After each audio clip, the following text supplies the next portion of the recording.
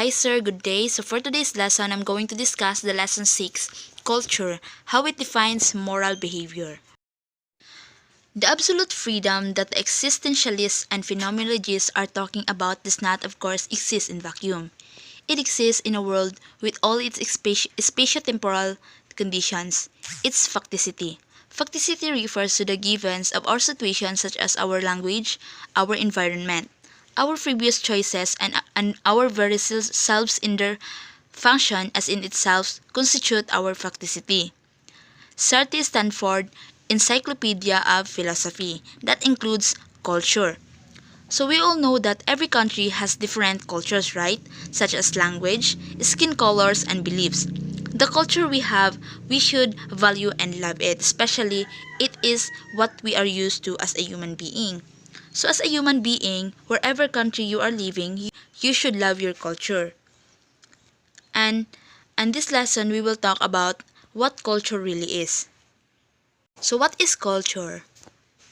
Culture is the integrated pattern of humans' knowledge, beliefs, and behaviors. This consists of language, ideas, costumes, morals, laws, taboos, institutions, tools, techniques, and work of arts.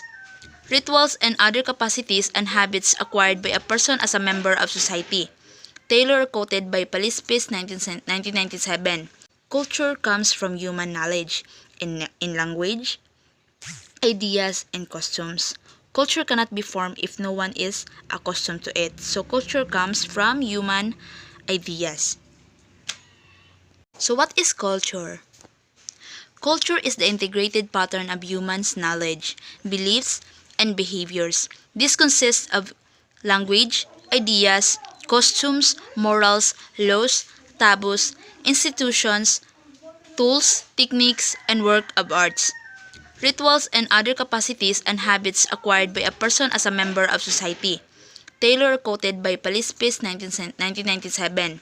Culture comes from human knowledge in language, ideas, and costumes. Culture cannot be formed if no one is accustomed to it. So culture comes from human ideas. The magisterium of the Church explains culture as a set of means used by mankind to become more virtuous and reasonable in order to become fully human. In its fullest sense, culture means opening up to the divine and ultimately to a religious dimension. Based on this church definition, it is clear that culture is meant to serve human persons. Right, culture is also a sacred one, where the church implies that culture is used on humanity to be human and rational. Just like for example, here is baptism. One of the beliefs of Christians that when you are baptized, you will be guided by God. So that is my opinion in this statement. Sociologists categorize culture into material and non-material culture. Non-material culture consists of language, values, rules, knowledge, and meanings shared by members of society. Material culture is the physical object that a society produces: tools, streets, homes, and toys, to name a few. There's a few of us know that culture is divided into two categories. It is the material and non-material culture. Example of material culture are the language and the beliefs, while the non-material culture is the material that we used before, just like for example the biso, the water container. We all know that the life before are used to be difficult. Biso or the water container is one of the materials used to cool the water. That is why biso is one of the example of material culture that we used before. The human person and culture. As a moral agent, you are born into culture, a factual reality you have not chosen. You are not born nothing. It may be said that the Aristotelico-Thomistic tradition is one dominant, if not the most dominant culture. This Aristotelico-Thomistic culture is a Greco-Roman culture which has influenced and shaped the moral life of those who have been exposed to it. Those who are born to this culture, educated through this culture, are persuaded that there is God, that a divine order and law keep and govern the world, which includes you. Yes, as I've said earlier, that we as a human being should love our culture no matter what or where continent of the world or country we live in, because you are not part of society if you yourself do not love your culture. So it is really important to accept or love whatever culture you have, because this is what mankind was accustomed to before you were born into this world. Inculturation, and acculturation. Culture change or evolve. There are various ways by which cultures change. Cultures change by inculturation, and acculturation. So enculturation, an anthropological term, was coined by J.M. Herskovits Margaret Mead, has however was the one who defined the term as the process of learning a culture in all its uniqueness and particularity. Enculturation is a process of learning from infancy till death. The components of life is in one's culture. The content of this learning includes both the material and non-material culture. Yes, it is really important as a person to know what culture we have. It also refers to know it also refers to how important it is. It should be it should be studied because you will apply it yourself until you grow old, until death. In addition, culture is also part of our life, so we have to learn it.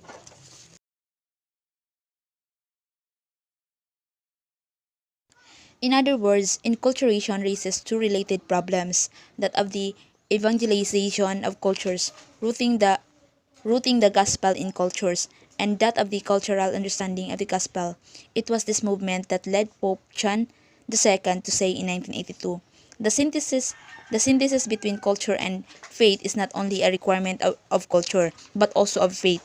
Faith that does not become a culture is not fully accepted, nor entirely reflected upon, or faithfully experienced. This means that enculturation is not an action but a process that unfolds over time, one that is active and based on mutual recognition and dialogue, a critical mind and an insight, faithfulness and conversion, transformation and growth, renewal and innovation.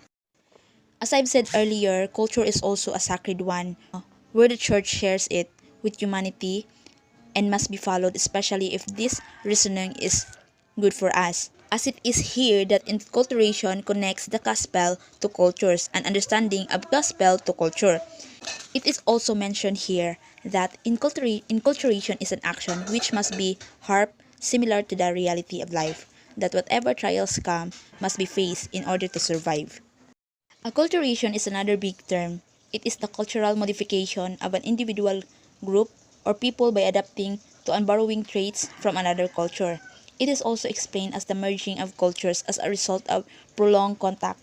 Immigrants to the United States of America became acculturate to American life, refugees, and indigenous peoples. We all know that many Filipinos have already adapted different cultures from other country. Just like for example, the clothes we used to wear before are the clothes that covered our body and skin. But now, if you notice, today's clothes are different compared to before. They called it as the style of millennials. And also one of the example is food. Is food. Before, our food are just Filipino food only, but now there's a lot of dishes that adapted by our fellow Filipino, like Japanese food and Chinese foods. Those are the cultures that Filipinos capable to adapt.